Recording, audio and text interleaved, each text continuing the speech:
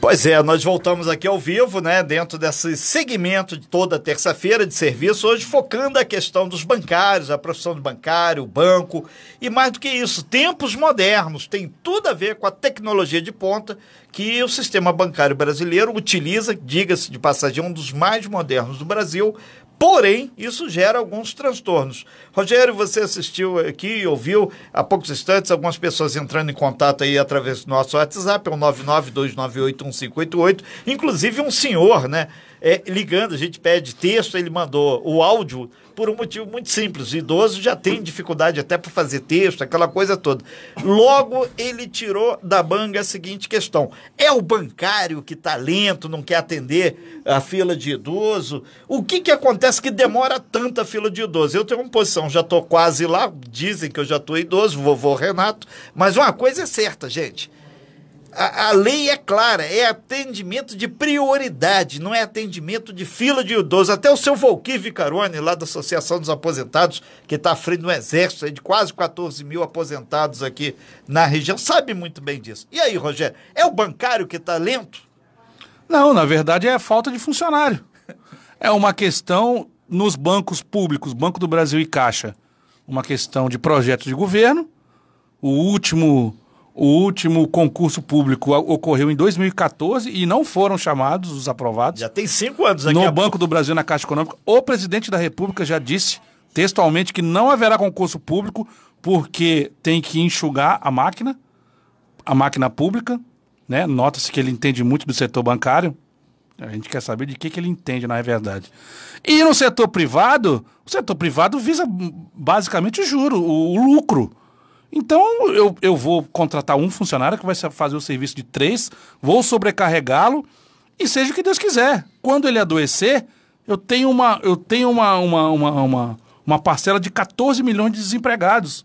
O que não falta é gente para trabalhar no banco. Então, a questão de atendimento, seja para o idoso ou para o cidadão comum, é falta de funcionários. Isso é bem claro para nós. Com relação à segurança, Rogério Salvador, presidente dos sindicatos bancários, é uma profissão hoje de alto risco, tem a questão do guarda, da segurança privada na agência, porta eletrônica, que sempre gera um estresse, o cara fica embaraçado ali naquela porta, mas aquilo ali faz parte de um sistema de segurança para não só o cliente, mas também o trabalhador, o bancário, né? E a gente lembra a todo mundo que a gente está ao vivo aí também no Face e no Instagram. E você vai ter daqui a pouquinho aí no nosso site, costazoifm.com.br. Se você perdeu a primeira parte dessa matéria, você vai ter tudo lá no nosso site, costazoifm.com.br.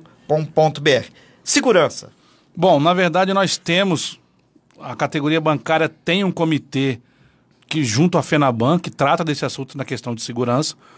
Por questões de segurança, a gente não pode falar muito sobre o assunto, porque é um segredo de cada banco, e eles pedem para que nós não colocamos à amostra o que está sendo discutido.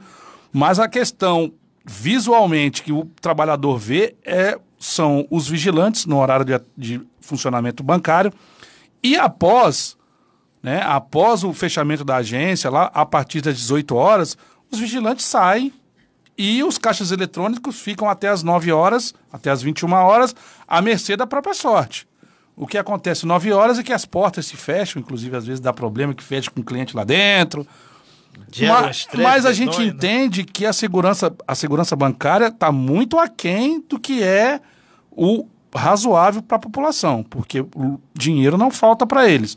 Só que por questões de sigilo, a gente não pode abrir demais, falar como é que funciona o sistema bancário.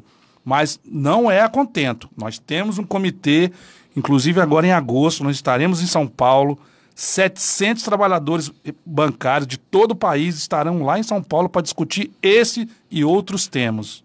São 8 horas e 50 minutos, nós estamos ao vivo aqui com o Rogério Salvador, que é o presidente dos sindicatos bancários, fazendo aí um trabalho de serviço para a população, mostrando o que é a questão dos bancos e esse serviço prestado. O bancário não tem culpa, então, de muita coisa, né? Manolo Jordão. Rogério, essa questão também dos caixas eletrônicos nos bairros, de não terem mais, por conta das explosões, né, essas atividades criminosas que aconteceram aí, de vários caixas eletrônicos foram explodidos, e aí resolveram tirar os caixas eletrônicos dos bairros. E aí tem Monsuaba, Frade, são bairros distantes, as pessoas têm que se deslocar de lá para cá só para pegar dinheiro, porque às vezes tem local que vai utilizar, né, e não aceita cartão. Isso prejudicou bastante também aí as agências bancárias e até mesmo os funcionários das agências, né? Porque os caixas eletrônicos ficavam dentro da padaria, dentro da farmácia, dentro do supermercado. Facilitava a vida. Só que, como o banqueiro de bobo não tem nada, a questão do prejuízo da sua loja, em caso de explosão, é sua. É do comerciante. Aí quando o comerciante percebeu que o dinheiro que ele estava recebendo não compensava o transtorno que ele estava passando, ele falou assim, terminou o contrato, leva as máquinas e coloca perto das agências. Inclusive, era uma questão lógica. Os caixas eletrônicos têm que funcionar dentro da agência e, de preferência, com vigilante. Entendeu? Eu sou favorável a que o atendimento bancário eletrônico seja de 24 horas, com vigilante, com turno, para que a população possa sacar o dinheiro qualquer hora. Nem as agências escaparam das explosões também. Teve aquele caso com a Caixa Econômica. Né? Teve na Caixa Econômica, teve no Banco do Brasil, há uns 2 anos atrás, onde entraram dentro da agência, levaram o dinheiro. E isso, como é um banco público, né, isso está a cargo da Polícia Federal, que está investigando. A nós também não interessa muita coisa. Mas a questão da segurança é falha.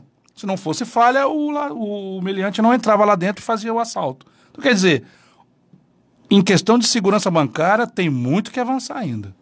Rogério, a gente vai fechando aqui a sua participação aqui, são 8 horas e 52 minutos, a sua posse vai acontecer em agosto, em parte vai ser a diretoria renovada.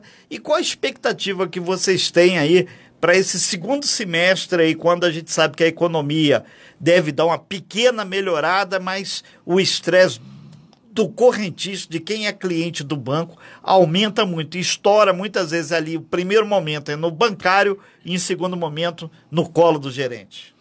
Bom, a nossa expectativa continua sendo esse Encontro Nacional dos Bancários, que ocorre em agosto em São Paulo. Vai ser um divisor de águas. É lá que nós vamos tirar as nossas pautas e levar para o banqueiro. Por quê? Porque esse ano nós não temos